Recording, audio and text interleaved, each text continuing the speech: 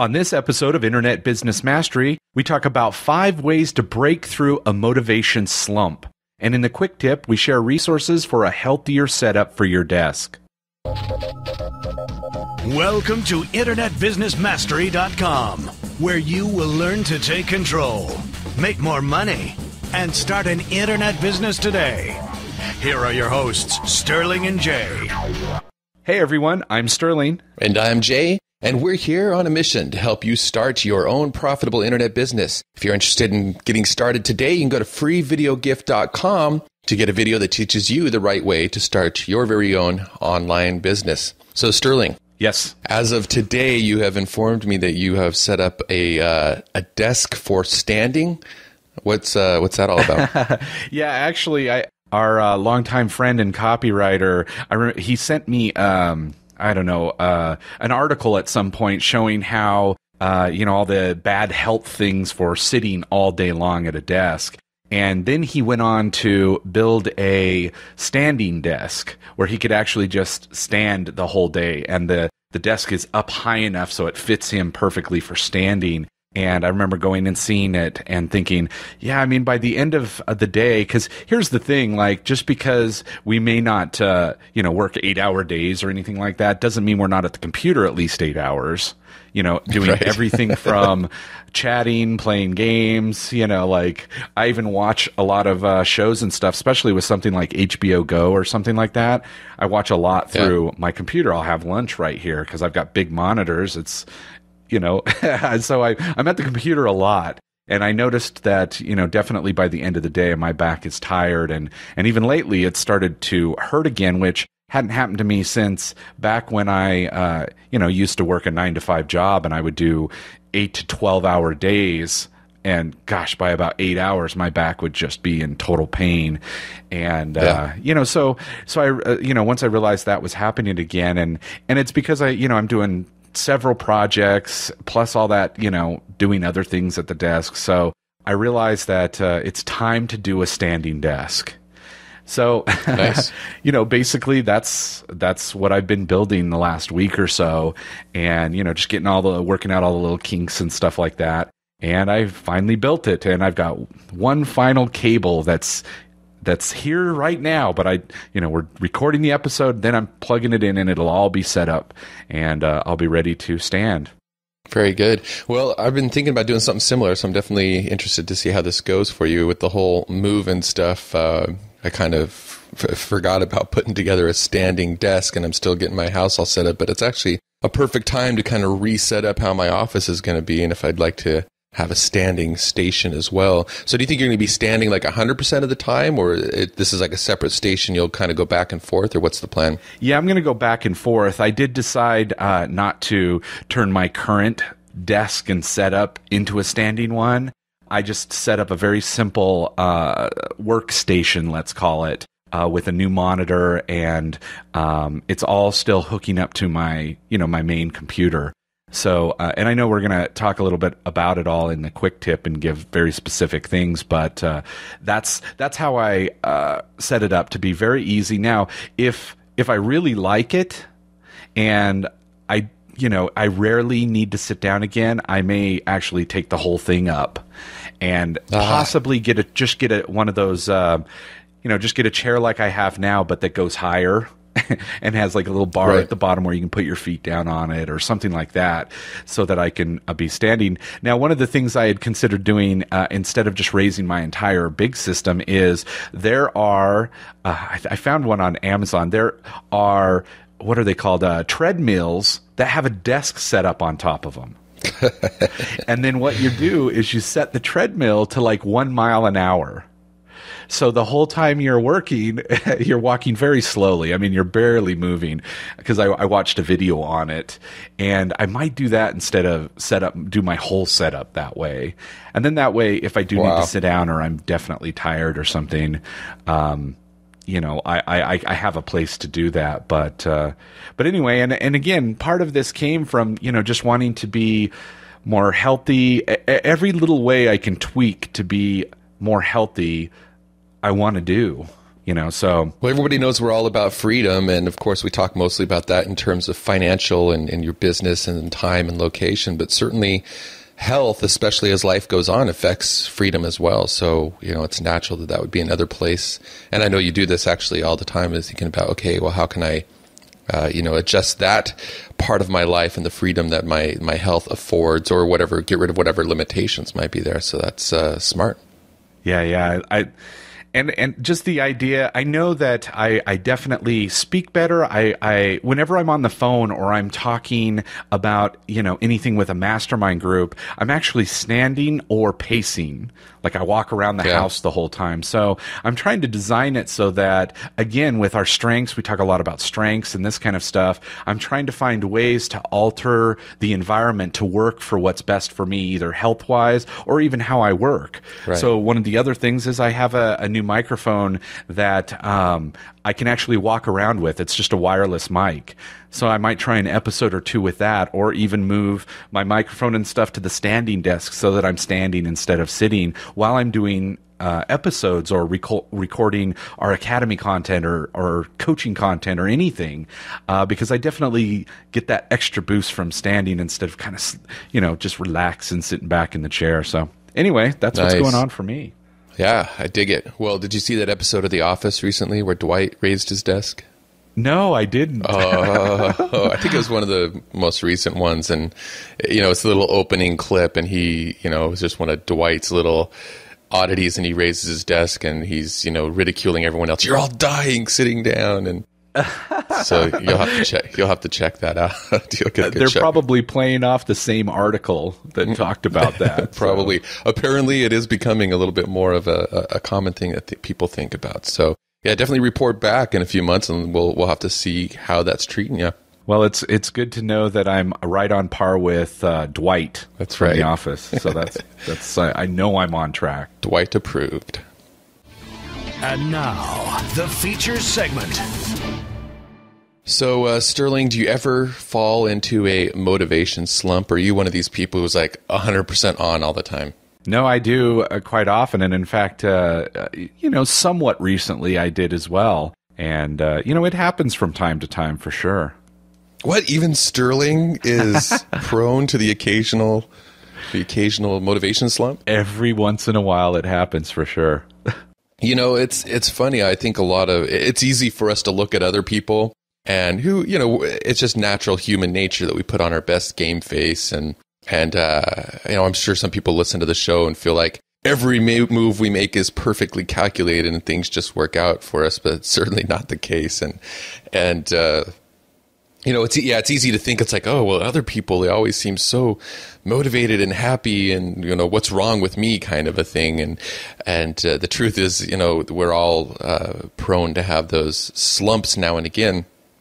And so I thought, especially, I think going into winter time is a time where people can be more prone to that just because, there's less light out. Of course, I'm talking about northern hemisphere, so it would be the opposite for our listeners down under and, at the southern end of the globe. But, just something that came to my mind because we got an email from somebody recently who was just kind of asking for some input about motivation. Something like, especially going into winter and right now, and it seems like all these things are stacking up and I'm just having a hard time getting remotivated about my business. So I thought it'd be cool to do an episode where we talk about how to kind of break through that kind of a motivation slump. So what we've done here, Sterling and I have put together 5 different tips, 5 ways that you can bust through a motivation slump. You can use one or more of these, or maybe all 5 if you find yourself going into a slump. And, at different times in our experience, these have definitely helped us to come out of the other end of those dips that are a natural part of being an internet business. Even years into it, it still happens to us. And it could be triggered by any number of things. It could just be a natural rhythm in your biology. It could be, external factors. Something, happens in your life. Something doesn't go quite right. And it's easy to kind of fall into a slump. Whatever it is that might trigger it, here's 5 different ways that you might be able to come out the other end of that slump. So, number 1 is to get outside perspective. I know when I go into a slump, it's very easy for me. It's like I have, glasses or goggles or filters over my eyes, where now all of a sudden I'm just seeing things through the coloring of that slump. Now all of a sudden it's easy to only see the things that are going wrong, not see the things that I'm doing right, feel like, yeah, it's all wrong. I don't deserve for things to be better because I'm just screwing up and it's something that's wrong with me. Or there may be just a little error in thinking, a mindset shift that's out of place. We all know that we have these beliefs that control our actions, and that's why we spend so much time talking about the mindset game, because it really affects everything to have the right mindset. But sometimes we need that outside perspective to help us find the right, the right mindset shift. Or sometimes we could have filtered view of the situation and not seeing reality. We might have a mindset something that's off on our mindset.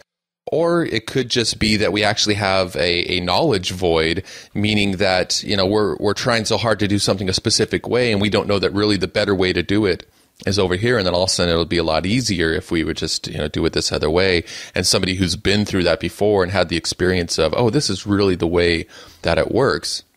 Or try this instead because that's worked for me in the past. And then all of a sudden, that new idea, that new knowledge gives you a different way to look at it. And the best ways to find that outside perspective, this is why we talk so much about getting a coach or getting a mentor or finding a mastermind, even if it's a two-person mastermind, you and one other person. A mastermind being a like-minded individual who's in a similar place, trying to do similar goals, two or more people that come together on a regular basis to talk about what's going well and also what's not going well. And, one of the key masterminds in my business and my life is, of course, just with Sterling being my business partner. We have that advantage of whenever one of us might be in a slump or have a weird perspective on something, we're all constantly talking every day through Skype or strategy meetings. And that helps kind of go, oh, yeah, you know what? I hadn't really thought of it that way. Or you're right, I'm not seeing the whole picture. And all the way up to, paying people 5 figures to help to get their help busting through maybe a plateau in the business because, they know something about traffic or something about putting a sales funnel together in a way that I've never done before. And I can see that my business is plateauing and I need a new system, a new way of thinking to get above that plateau. So getting training, getting a coach, finding a mastermind, these are all great ways to get outside perspective when you do fall into a slump. Well, and here's just a little bit of an extra suggestion when you're putting together, either a mastermind to do this, or even just one other person, together you're a mastermind. When you have a mastermind, I think that it is useful sometimes to have what I call the endless skeptic, and that's the person that's kind of like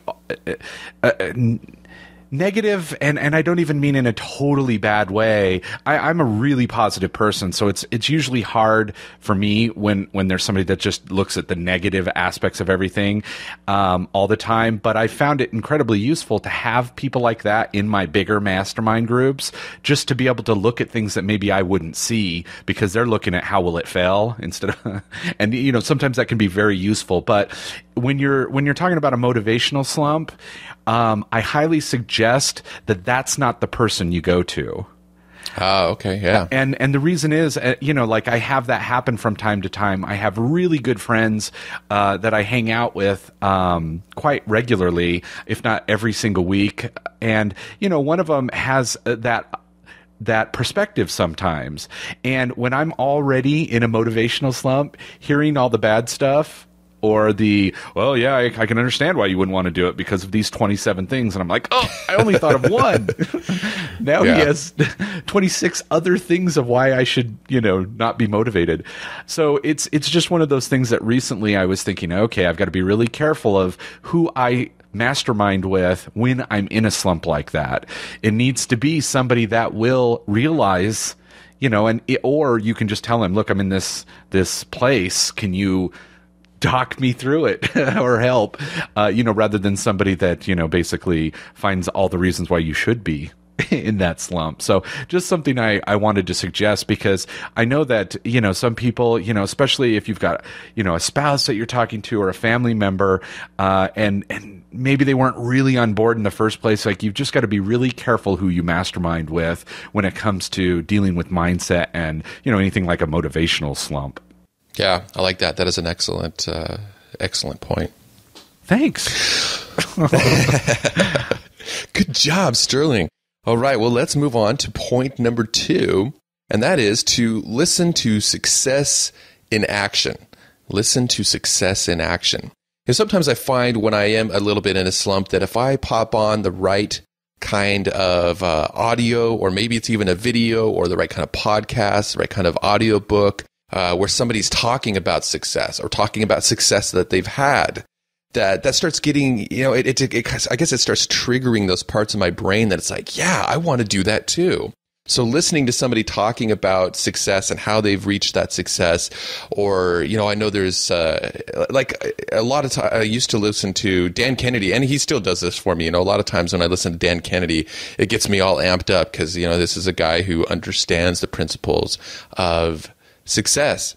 And so, if I'm feeling like, success is just not coming, I don't know if I can do that, listening to someone talk about how to achieve success or the success that they have achieved gets me reanimated, re-excited, gets me wanting to aim again and try again for, it just kind of, I guess, refills, because often we hit that slump because we're kind of running on fumes. The gas tank is empty for whatever reason.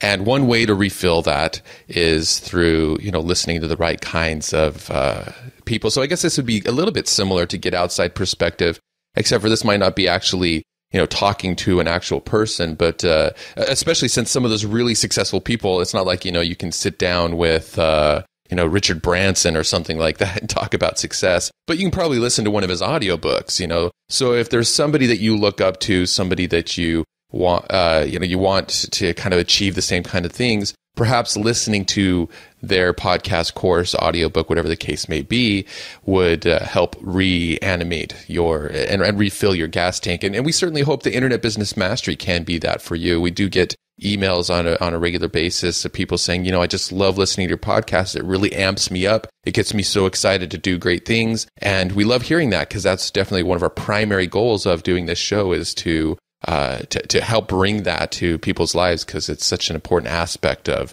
making things happen and reaching success. All right, point number 3. I know this is one that you really like, Sterling, and that is to revisit your definite major purpose. Oh, yeah. Can you maybe talk about how you've used your definite major purpose to reinvigorate your efforts when you're in a slump? Well, definitely to go back and look at the purpose that drives your entire life. It has some passion value in it.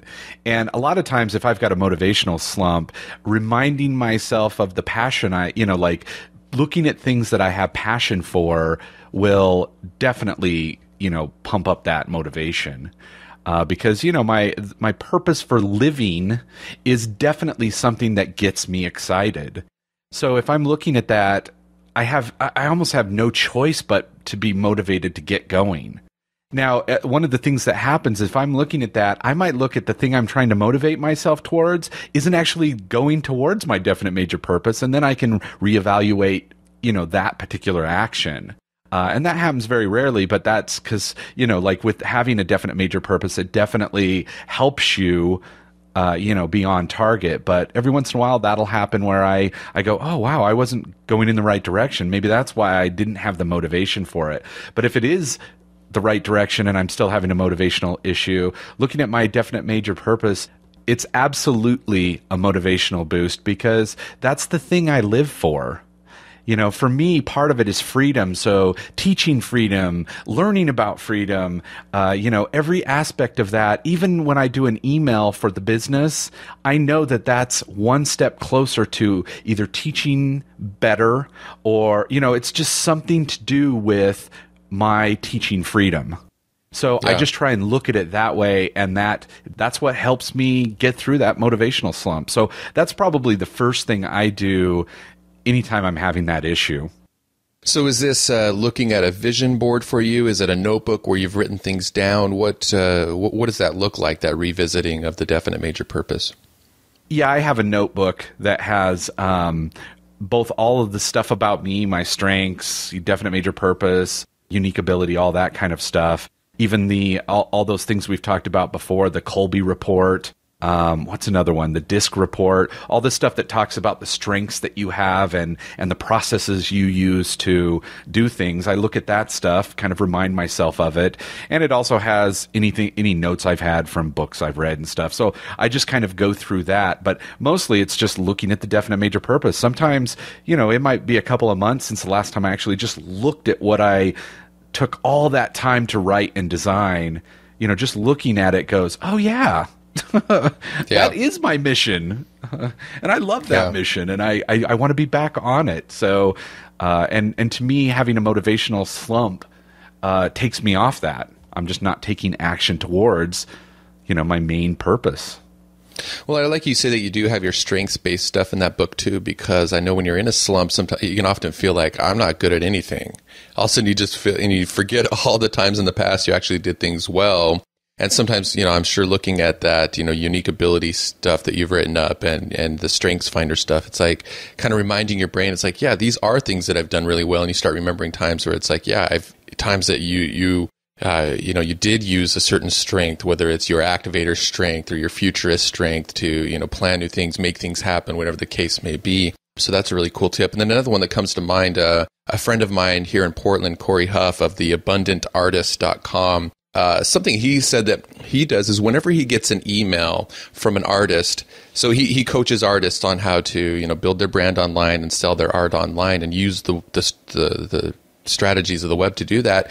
He says whenever he gets an email from a coaching student saying, wow, you know what, I just, I'm selling more art, like basically a testimonial or a success story, just saying, thank you so much, Corey, for helping me get to this point. I never thought I'd have a site that was selling art for me, or whatever, they're just kind of, thanking him for what he's done for them. He puts that in a specific folder in his email.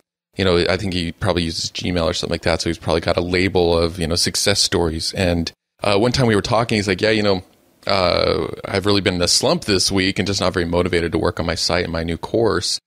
So I think I asked him, the next time I saw him, I was like, well, so how's that slump going? He's like, oh, it's a lot better because I was reading through my success emails. I went through to this folder and read through them, and it just kind of got me jazzed again because it reminded me, it's like, yeah, I have done good things in the past and I want to do more of those good things now.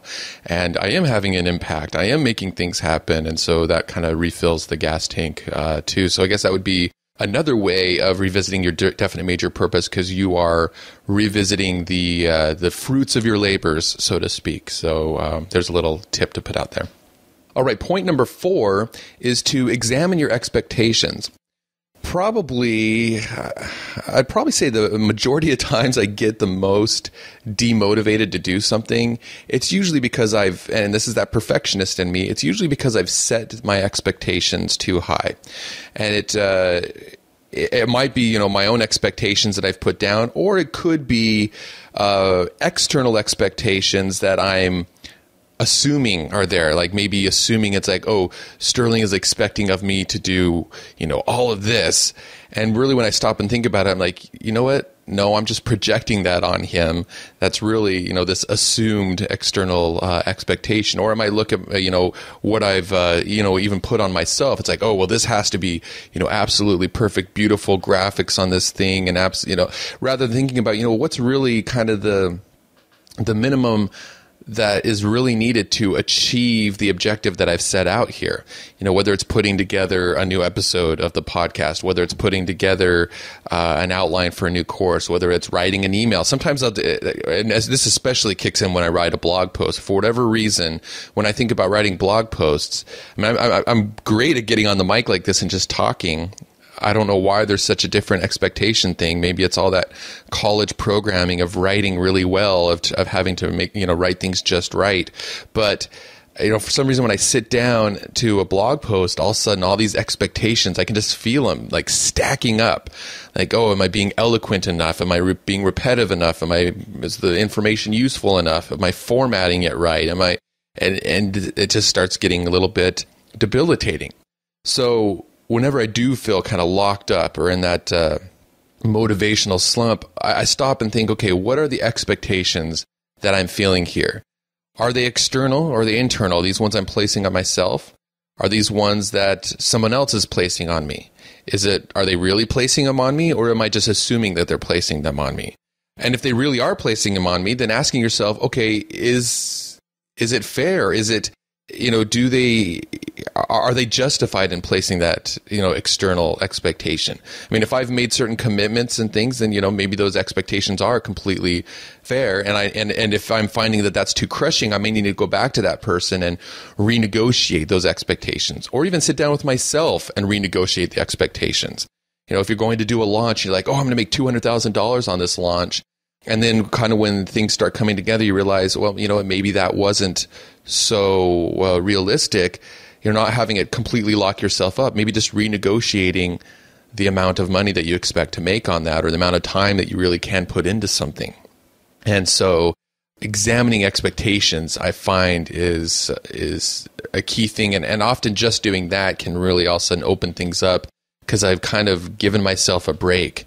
And whether that's renegotiating with yourself or other people, all of a sudden that can just make things feel much better. And I know that's happened before when we were like having a strategy meeting. And one of the things we do in our strategy meetings is where we, we'll talk about, well, what are the things that are stressing us out right now? And I might share something that's stressing me out, and it's like, oh, and I'm worried about, is this going to get done to just this way? And then, that both that outside perspective, and then all of a sudden, Sterling, you might go, well, I'm certainly not expecting it to be that, that fancy or that nice or that big or that, and all of a sudden I'll be like, oh, really? Oh, okay. And just having that renegotiation of those expectations, and then all of a sudden, like, the weight just goes off of the shoulders. So number 4 is to examine expectations. Yeah, I've got a couple of examples of that. Number one we had to talk about recently was your expectation of me to make sure I send you the latest Glee soundtrack. We had to get through that because it's just a gift you like, I guess.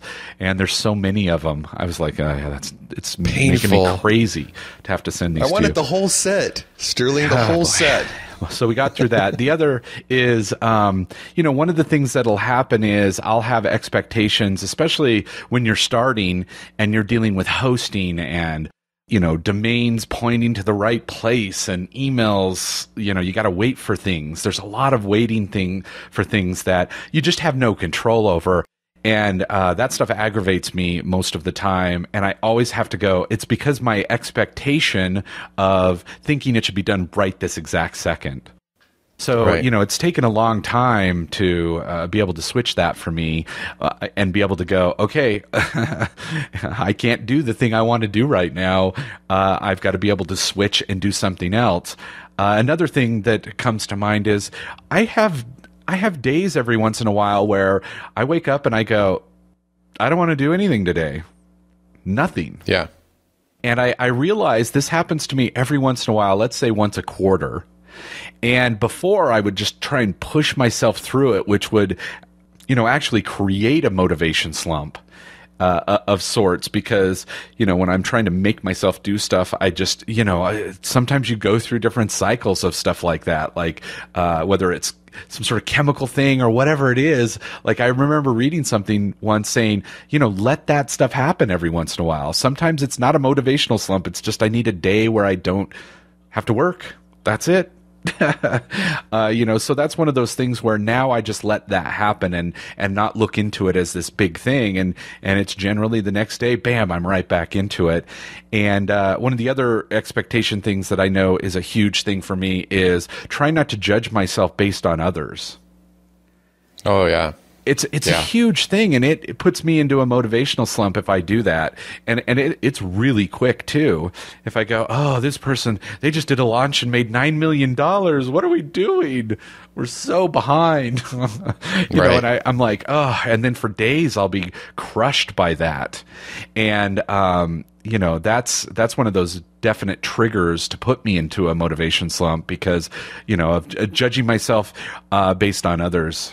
So definitely that's one of those things to look at if you get in a motivational slump is, am I judging myself based on anyone else? And you can't. There's just no way that you can, you've got this, you don't have the same information. You didn't start at the same time. I mean, there's aspects of luck to things, any success. So it's like I look at some of the big guys that are just make us look tiny.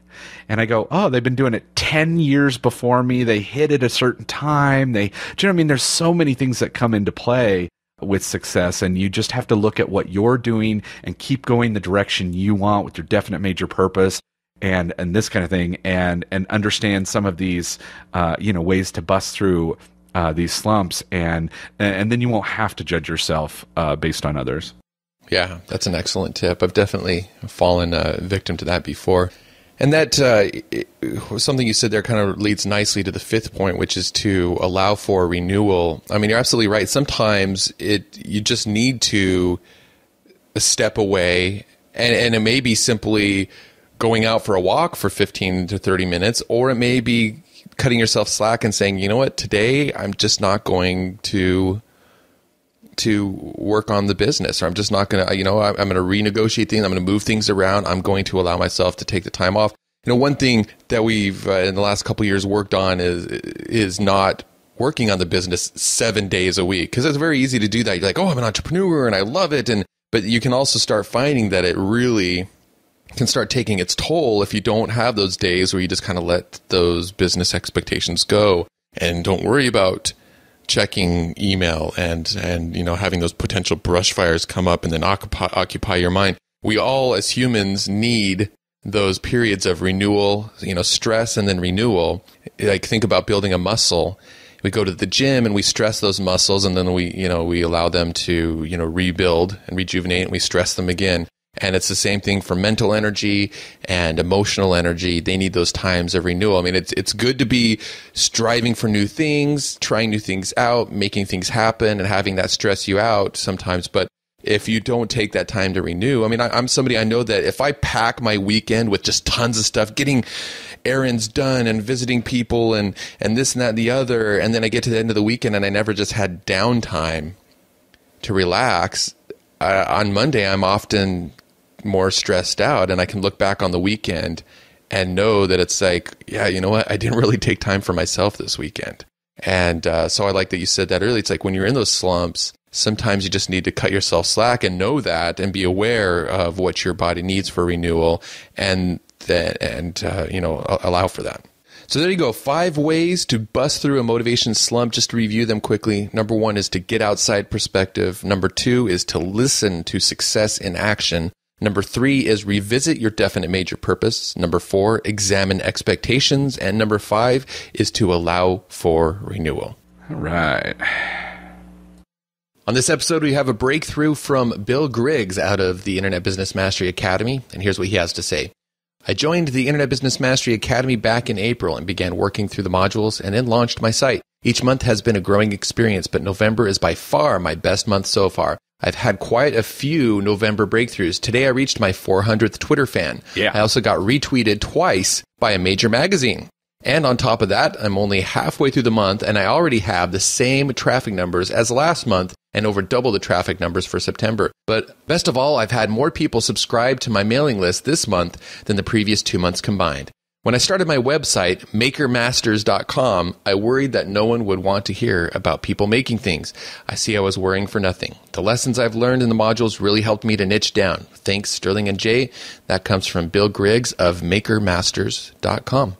Well, you're very welcome, and it's awesome to hear that. God, it just never gets old. Love hearing about that. So he got all that traffic, more people subscribing halfway through the month in the last 2 months combined. That is amazing. Yeah, good stuff. I'm glad that he's, noticing that month over month growth, because, sometimes it's so easy to go, oh, I haven't quit my job yet, I'm failing, rather than stopping and going, wow, look, my email list is growing. Wow, look, my Twitter following is growing. Wow, look, more people are commenting, noticing the things that are going well. I guess that goes back a little bit to that perspective we were talking about earlier in the episode. Yeah. But congratulations again, Bill, and thanks for sharing that with us. And remember, there's a live question and answer call each month for coaching members.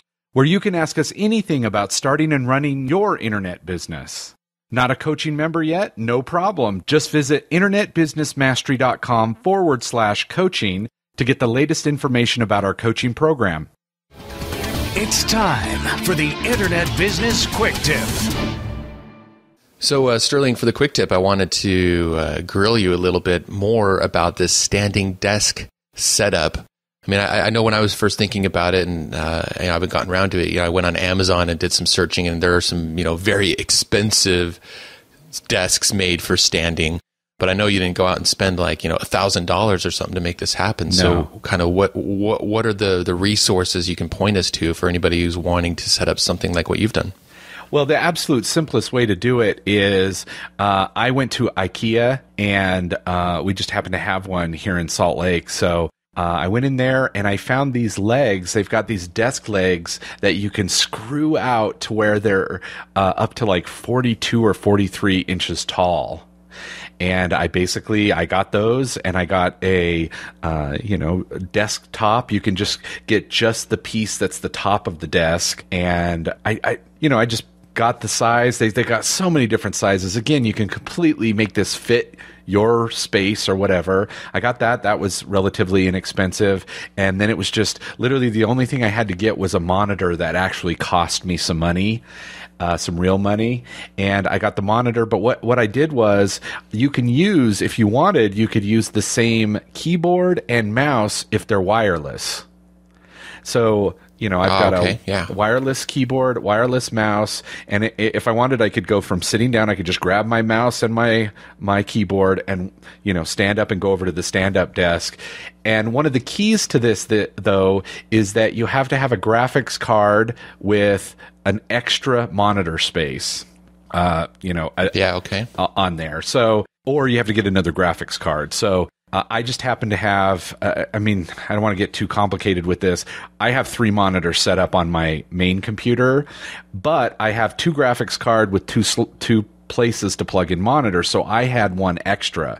I had a space for a 4th monitor, and I just plugged my new monitor, my standing monitor, let's call it, in, and I cloned my main screen. And that's it. So it's as simple as that. So, if you already have the wireless keyboard and mouse, you don't have to buy those. Now, I didn't have a wireless keyboard, so I bought that, and I've got a wireless mouse, and then just the monitor, legs, and desktop, and bam, I'm standing up. Nice. It's funny because I was telling you, you might need to get some kind of switcher box that switches your computer between 2 different monitors and a set, which I know they make. But obviously, if you have the right graphics card, your computer can control, as many monitors as you have outputs, and so you essentially have 2 mice and 2 keyboards, set up to control your computer at any given time. And that would be using the switcher would be what would need to happen if you didn't have an open space for that other monitor. You could just put that switcher in and switch between the monitors as needed. Especially most people just have 1 monitor, not 3 or 2. I think you have 2, right? Most people don't have that set up, so you could just switch from one to the stand-up one right next to you. Yeah. So that would be the other way if you don't have that open slot on your graphics card. But that's how easy it was. The only thing I had to get was I had to get a longer monitor cord, because obviously it's coming from where, my computer box is, and it's got to go a little bit across the room over to my standing desk. And that was the only crazy thing I had to do. It was really, really easy. So really the biggest expense would be an extra monitor and possibly an extra graphics card, depending on the setup somebody already has. But a lot of graphics cards these days do have more than one output. Yeah. But or that's a awesome. switcher. You didn't even instead. have to go spend. Right, a switcher. Okay, cool. Well, there's some quick tips for anybody who wants to try the standing desk setup. If you'd like to get dozens of resources such as this one, you can find them in the Internet Business Mastery Academy, along with video tutorials showing you exactly how we use many of them. So to get your risk-free trial membership to the Academy, go to InternetBusinessMasteryAcademy.com. You've been listening to the iconoclasts of the 9 to 5 Sterling and Jay. Sterling and Jay invite you to discover one of their most popular video programs ever, the Online Business Freedom Formula. Visit freevideogift.com right now to get instant access to this life-changing video series, pulled directly from the acclaimed Internet Business Mastery Academy membership community. Go now to freevideogift.com. Take control. Make more money. Start an internet business today.